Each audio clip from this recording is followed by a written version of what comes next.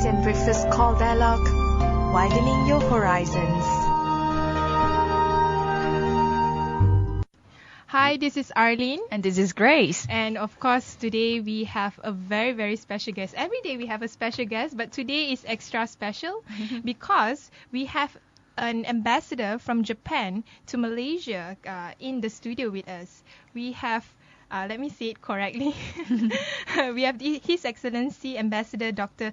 Makio Miyagawa. He's the Ambassador Extraordinary and Plenipotentiary of Japan to Malaysia. Hi. Good morning. Good morning. Good morning. How do you do? Thank you. We're fine. How about you? Happy to join you. Thank you so much. So today we are going to discuss a host of different topics related to ASEAN, Malaysia, related to economy and politics, but it's also somehow we want to get closer to know closer with Dr. Makio. Perhaps a bit of introduction. How did you became an ambassador and eventually serving in Malaysia? Well, the first question scares me a great really? deal. Too much, too personal, isn't it? Well, I'm like a nomad in the diplomatic services. In my career, every time I move from one post to another, I had to assume a new subject.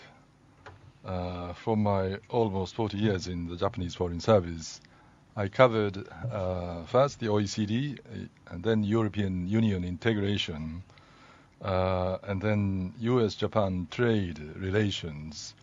When friction was in culmination, I also covered Russia-Japan relations when and during the split of the Soviet Union into republics. Then I covered WTO, ASEAN, APEC, and free trade agreement negotiations with Southeast Asia. I also covered globalized subjects like climate change negotiations, nuclear non-disarmament and non-proliferation, peaceful uses of nuclear energy. And then immediately before I came here, I covered Middle East and North Africa. Mostly on security or on economy? Both. Both. Sometimes security and sometimes economics. Mm-hmm. So in the area of Southeast Asia, you have how much have you been involved in understanding the complexity of this region? Well, I covered ASEAN in 2002 and 2003 when the first ASEAN leaders and Japanese leaders summit meeting was held in 2003. I was responsible for ASEAN and Southeast Asia. So for the 2 years, I met some ASEAN colleagues and friends. Coming back to Malaysia again last year, I've been excited by Malaysian politics, internal politics and foreign policies, as well as economic developments. I also have been delighted to work on Malaysia-Japan bilateral economic exchanges, political and security cooperation, and cultural, of course, cultural and educational collaborations. So for the coming couple of years, I wish I could stay in Malaysia. I would like to intensify relations between the two countries. So far, how far back the relationship between Japan and Malaysia has been formed? Japan and Malaysia relations? Well, immediately after Malaysia or Malaya Federation got independence from Britain, we have continued. Since the independence of Malaysia, we have continued good, amicable, cordial relations with Malaysia. So relations have been very long-lasting. And then also recent, the Malaysians are now there. They don't need to have any visa permission to go to Japan. Yeah, definitely they have to open the platform, the Malaysians, to travel to Japan. We waived visa requirements last year. Yes. And since then, the visitors from Malaysia to Japan has visitors from Japan, from Malaysia to Japan jumped up. Really? Yeah, exactly. One and a half times. It was bigger definitely than- a welcoming news for Malaysians. So more Yeah. Malaysians would visit Japan, not just Yes. South Korea, perhaps. Oh, no, but then from Malaysia, I'm from also Malaysia. I will travel from Malaysia to Japan. I could recommend visitors to Japan to, go to South Korea. Oh, thank you so after much. visiting, or before. So from Japan, we have to put a focus with Malaysia right now because, as we all know, Malaysia is a country that is very interesting because of the diversity of its population, and because of that, there are many challenges, especially related to race and religion. But from your perspective, what is the biggest challenge that Malaysia is facing right now as a nation? And as an ambassador that monitors and observes the political development of this country, what is the unique point of Malaysia, and what are the weaknesses that this country should address? Well, I think Malaysia is in the midst of economic development, growing fast year after year, facing serious need for infrastructure building, such as electricity, water, telecommunication networks, financial market infrastructure, and public transportation within cities or intercities. Malaysia has features of a multiracial, multi-religious society, but as distinct from my home country, Japan, which is rather homogeneous, I think Malaysia has greater advantage. In this globalized world of the 21st century. Malaysians are already so accustomed and used to the mixture of different races and different religious groups. But homogeneous, isn't it easier for government especially, to govern a homogeneous society compared to like a multiracial? It is quite true, on the one hand, that it is easy for a government to control and govern the country and people. But as I said, in a globalized world, it is perhaps advantageous for people which are used to the multiracial and multireligious to go out of the country without any psychological intimidation. So I guess you had a lot of psychological Oh yes, of course we intimidation are. in your beginning of your As I said, service. I'm very scared being interviewed. But I can agree with that because homogeneous community, they have they come together, and that's an advantage, and that we can be focused in certain things. But when it comes to Malaysia, this is something I realized because Malaysians are so diverse in terms of culture and society, but the advantage of that we can have here is we are more open to adapt to new environment outside of Malaysia. So that's when we can say it's got more potential. So the adaptability is a key area that any society needs to have, especially in this globalized world, where a lot of a lot of economic relationship are being formed from different cultural perspective and cultural origins. Another challenge that Malaysia have right now is, of course, the current budget 2015. It was tabled 2 weeks ago, and it is also one of the last. It is the last budget for the 10 Malaysia plan. So, from your perspective, with Malaysia being somehow under fire because it is the biggest amount of budget allocated, and Malaysia have high national debt, and some even claim, especially from the opposition, that Malaysian government could do better with the administrative wastage. But if you have your own perspective from the Japanese point of view, what do you think the current budget, is it good enough to address the fundamental economic problems of Malaysia? When a country grows into a category of developed nations, it is inevitable to be confronted with intricacies of macroeconomic management, which include adequate budget adjustments and allocations. The government has to take into account various factors such as growth rate, inflation rate, and a budget balance.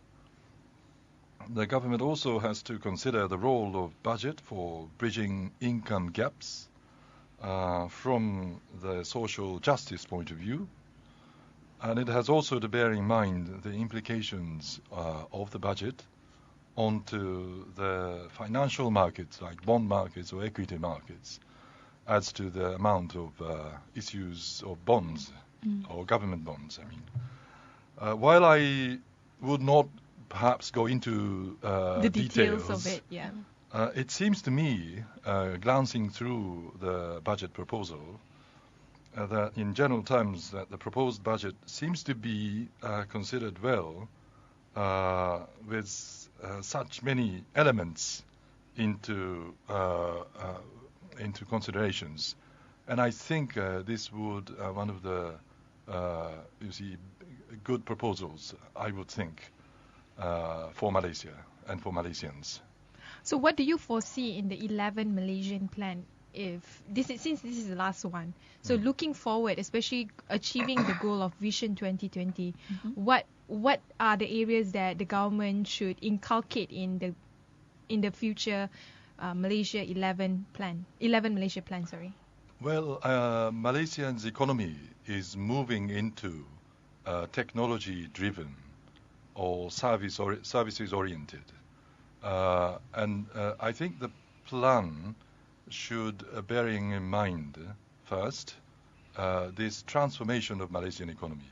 And second, as I said, Malaysia might face the need to have more infrastructures in order to go into the category of developed nations. They need expenditures to create infrastructures. And the government has to prepare the financial resources to cover those budget needs.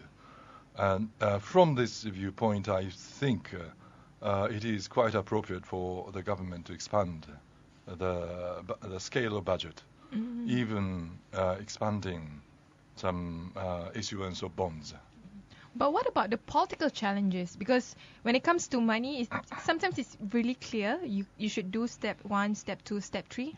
But when it comes to the political challenges, it might be difficult because you want to do step A, but you also realize that a lot of people might not agree with it. So if the Malaysian government were to follow the steps that they have laid out in the current budget and also in the next Malaysia plan, what are the areas that Malaysian government should be more prepared? Good question. I've been here for half a year, and I think I should study more about the variety of voices in Malaysia. And I think this answer to your question should be postponed to the next evening. Thank you. Okay. So the next one, I guess, is more towards the Vision 2020. And one of the area of the Vision 2020 is, which was paved by Tun Mahathir, which is the Look East policy. I'm not sure whether the current government is reviving it back or they are expanding it, because because making East Asia, which include Japan, as the model of growth, has become part of the core development in the 80s as well as in the 90s. And because of that, how do you think can the Look East policy be strengthened, and what do you foresee in terms of the economic relations between Malaysia and Japan? In view of the current economic growth trajectory and of the economic situation and management in Malaysia, it seems that Malaysia's Vision 2020 of growing Malaysia into a developed nation category in 2020 appears to be achieved comfortably, at least in its economic front, if the infrastructure bottlenecks are overcome. But besides, from my experience and our experience in Japan, when a country moves into a developed country, the responsibility also inevitably expands from economic sphere to political and social arena. And I hope Malaysia can certainly overcome these challenges as well. As to the Look East policy, I have been well briefed and informed, even from the Malaysian side, at the highest level or from ministerial level, that Malaysian students who study in Japan have been diligently serving to the development of Malaysia. Many people are playing key roles in a variety of fields and sectors in Malaysia, becoming a linchpin between Japan and Malaysia. They have also been introducing ways and means and know-how and everything, including ethics and work ethics, values which have been burgeoning in this country. And in considering such merit of Look East policy and development of these relations of the two countries, your Prime Minister and our Prime Minister agreed last year to upgrade this Look East policy initiated by Tun Mahathir into a second wave. Wow, there's a second wave. Oh yes, second wave. Looking forward to that. Yes, exactly. How different the second wave would be from the ones that started in the 80s and 90s? The second wave also should bear in mind the recent development of Malaysian economy and recent needs for Malaysians to even grow faster, and surely Malaysians' aspiration to become a developed nation. So it's more economic related? No, not just. We should expand more students studying education in as Japan. Well. And it also includes perhaps, in order to cover the need and demand for students to come to Japan and study, as it is expensive for students to come to Japan, it is also appropriate to set up Japanese universities, affiliated universities in Malaysia, so that Malaysian students can study in those universities, acquiring technologies and techniques and know-hows which they could acquire inside in universities inside Japan. So that will be run in English, right? Could be, or could be Japanese. I don't know. All right. It is up to the need for those students. Oh, I see. One area that I'm quite curious, because you mentioned about to avoid the bottleneck situation, which I believe would be the middle income trap. Do you think Malaysia, probably Japan, are facing right now the middle income trap? I think Malaysia can overcome this middle income gap. And as I said, middle income gap is derived out of the deficiencies of infrastructure. If you see your people have to suffer from serious traffic jam every day and evening. Tell me about it. Yeah, I have you see, every morning. It is quite inefficient for people to work for the betterment of the society. So it is better for Malaysia to have more public transportations carrying those workers and officials from outskirts of Kuala Lumpur to inside the Kuala Lumpur every day in a comfortable and punctual city trains.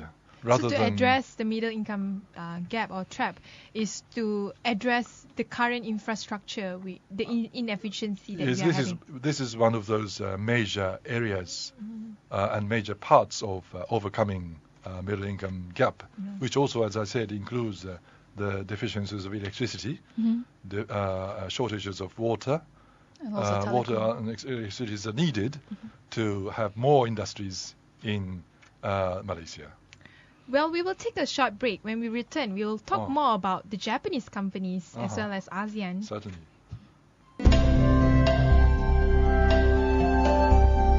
ASEAN Breakfast Call Dialogue, widening your horizons. Hey, this is Arlene. And this is Grace. We are with, again, Ambassador Dr. Makio Miyagawa. He is ambassador and extraordinary and plenipotentiary of Japan. So we are going to continue our discussion about relationship between Japan and Malaysia, and also about Southeast Asia. So continuing to our discussion earlier about economic between and also relations between Japan and Malaysia, one of the area that is interesting is about Japanese companies in this country. So what is the investment climate of Malaysia to Japanese company, and what are the contributions of Japanese company to the economy of Malaysia? Especially earlier on, we discussed about the Look East policy. Japan has been, as you are well aware, the biggest investor to Malaysia for most of the years till today. And it is our delight and honor to note that the Japanese industry has been in good partnership with Malaysian companies, particularly in the high technologies, energy sectors, water supply systems, telecommunications, and financial services. Our industry has been contributing Malaysian development and economy in promoting human resources also. Malaysia has shown relatively stable economies as well as a political environment in ASEAN regions as compared with circumstances in your neighboring countries. And this has encouraged our industries to cast a positive estimation of the Malaysian market, and increasing figures of their investment into Malaysia year after year is a clear demonstration of their positive evaluation. I'm just wondering, besides Aeon, which other notable Japanese companies are operating in Malaysia? Well, there are a number of companies, like, if I may not embarrass others, which I do not mention if I forget, Panasonic, Mitsui, Mitsubishi, Sumitomo Corporations, Uniqlo's, and Hino Motors have just started its operations. Tokuyama in Sarawak is one of those, and there are a number of. I'm sorry if I do not mention. But definitely we can come up with a lot of brands. It takes a year. Yeah, exactly. From automobile industries to electronic industries, there are a lot of Toyota, Japanese. Yeah, yes. Exactly. Yes. So definitely they have penetrated the Malaysian market in some ways or another. And we all know Malaysia, our population is approximately 30 million. GDP is per capita is number 3 among other ASEAN countries, next to Singapore and Brunei. And Malaysia seems to have a very high consumption power among other ASEAN countries. So what is the status of retail and service industry investments from Japan? Well, in rapid economic growth, with the rapid economic growth activating internal consumption, Malaysia has become a good market for consumer retail commodities and distribution services. I think if I may refer to challenges in Malaysian market, our industries have pointed out rising labor costs and some obscurities of administration procedures. But the improvement of the visibility would certainly be conducive to what sort of investment. Visibility that you're referring to? As I said, some transparency in administrative procedures. Between the government and the companies. Exactly. The companies, Japanese companies, have been sometimes perplexed if the procedures are obscure and what they should do to move forward to create some partnerships or to enlarge their investments and expand their activities. Earlier you said the rising labor costs. So I'm just wondering, like, with the implementation of the minimum wage and with Malaysian demanding higher wage, do you think it is a hindrance? No, I would not think that it is a hindrance. It is quite natural course of actions But you see, there should be mobilities of workers inside Malaysia, or even cross borders, as far as the inflow of foreign workers inside Malaysia would not, you see, invite any security or safety public order problems. And I think what the countries, any country, if any country grows faster and moves into a bigger economy, it might have to consider including foreign workers into the economy so as to move even upwards. Interesting that you say to include foreign workers, because I think within Southeast Asia, with the expansion of the ASEAN economic community, definitely free flow of foreign labours among Southeast Asian countries will be achieved. But let's talk about another free trade agreement which is happening currently in talks. I'm mentioning about the TPPA, the Trans-Pacific Pan-Pacific Agreement, and also the RCEP, which is mostly among the Asian country. And interestingly, Malaysia and Japan are involved in these both mega trade blocs, which will change how companies and nations do business globally. First question: why Japan is involved in both TPPA and RCEP? Good question. Well, at the end of the Cold War, if I may be a historian. Yeah, you can wear your historian hat here now. Regional cooperation movements have been burgeoning at every corner of the earth. I am the witness of such movement of creating regional integration and cooperation process in early 1990s and thereafter. And this trend is in a right direction as the globalized world links problems of countries and necessitates regional cooperation to solve problems amongst the members. And this need includes trade and investment liberalization. With the WTO now stumbles to function, I'm afraid, due to the problems of proceeding trade liberalization in services and investments. This is difficult for WTO to cover. So, sorry to interject. Yeah. So, are you saying that TPPA and RCEP are created because of the limitation of WTO? Yes, as I said, first, it is a part of a big movement of creating regional integration and cooperation. And second, due to the difficulties of the function of the WTO, which is the global trade liberalization organization, the regional countries in the region would have to take lead in pushing for the trade liberalization amongst themselves at each area, at each region. And countries should seek a trade encouragement through attempts to lower barriers bilaterally or plurilaterally. Do you know what this means?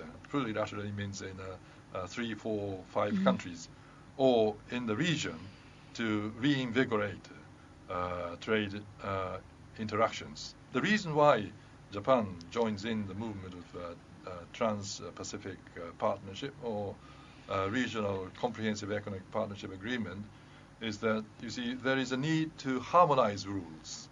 And this harmonization of rules needs negotiation on the harmonized rules.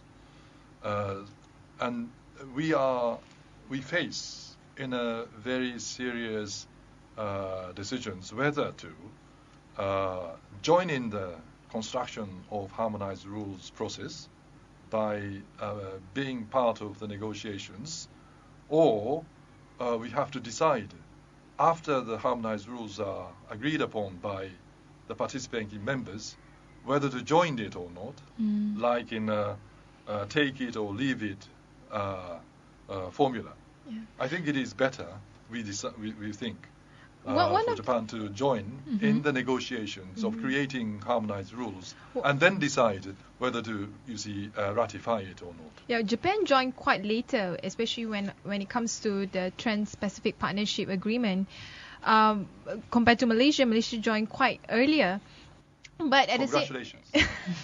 but at the same time, the talks has been happening for quite a few years until now, and there's a lot of debate about it, whether when it comes to how nation would function differently compared to without a trade agreement like TPPA and RCEP. But I'm just curious to know, when it comes to these both mega trade blocks, what kind of area that Japan is wary about that makes Japan still thinking whether they should be part of these two mega trade blocs? The reason why I asked it is because to some countries, like for example Malaysia, one of the area that they might be still be put off is what is the fate of the Bumiputra status, and secondly about a certain clause where companies can actually sue nations if they didn't follow the rules enacted in the TPPA or RCEP. But what about the Japanese perspective? What kind of area that you are still wary about? I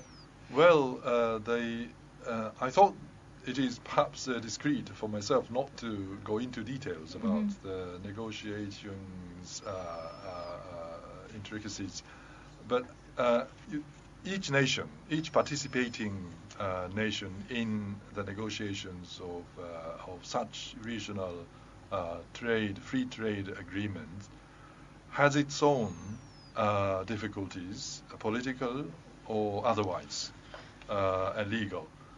For Japan, as you know, there has been some hesitations in agriculture areas. We do not want to be totally smashed away in our agricultural production, as we do have to maintain a certain level of production of agricultural products, so as to from our security point of view. Each country has its own problems, internal politics, and some future orientation and philosophy of its nation building.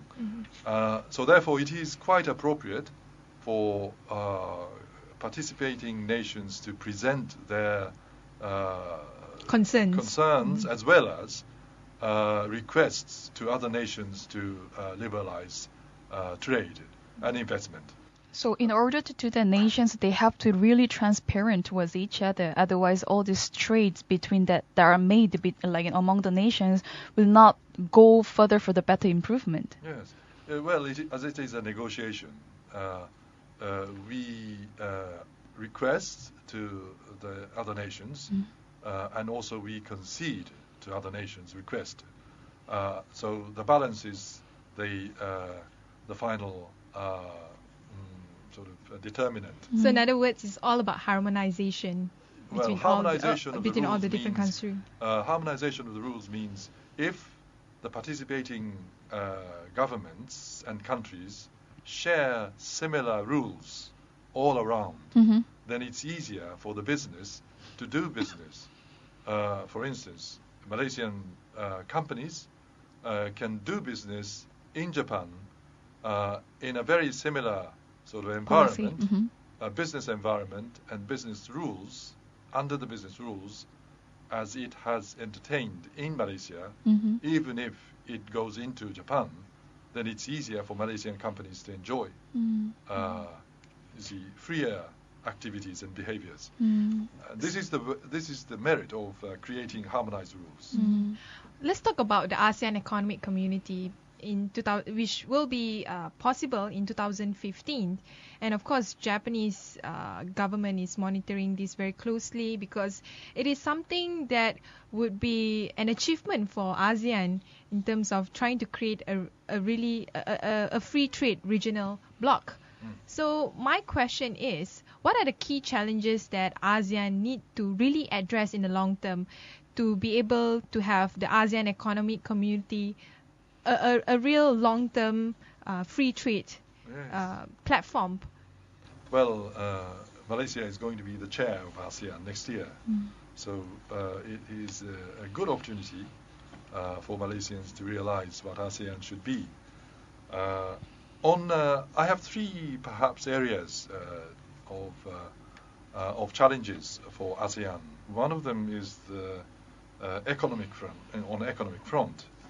The grave challenge is how member countries could address the growth gap. You have faster economies like Singapore, original ASEAN members, but you have still slower. Seem to be a two-track sort of economic progress. Which joined ASEAN at a later stage in the late 1990s, I think.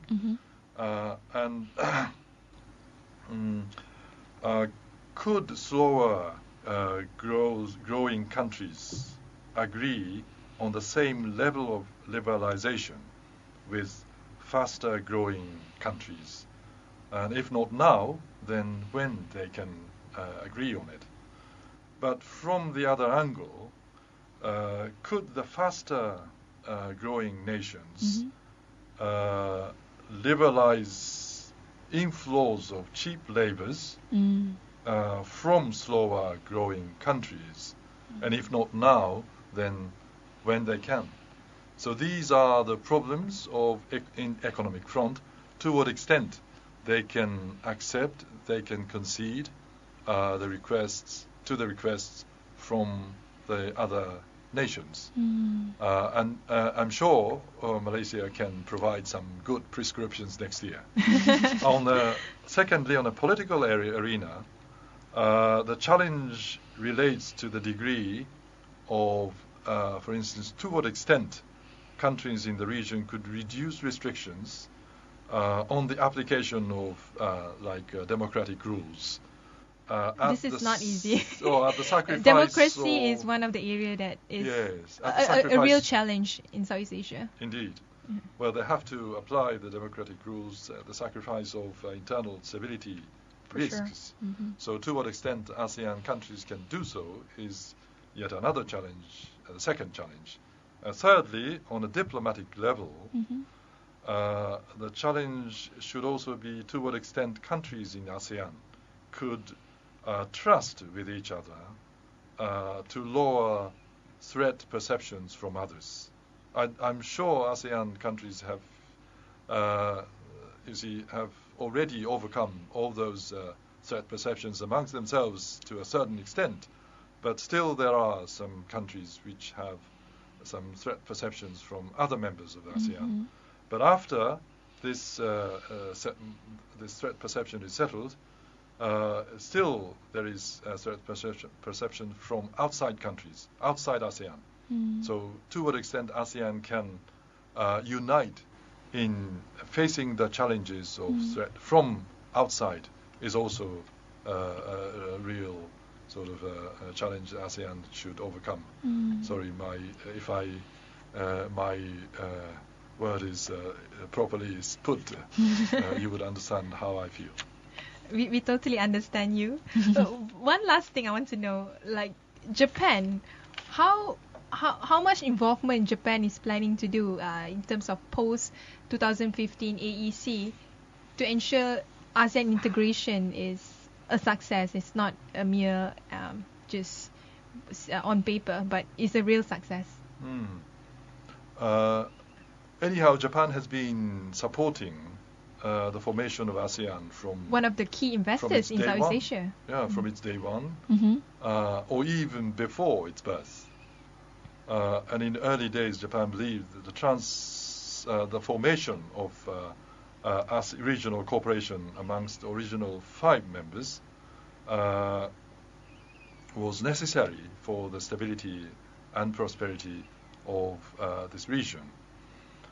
Even after the end of the Cold War, Japan still has found it critical to intensify the integration of expanded ASEAN. We will never falter, and we have never faltered in offering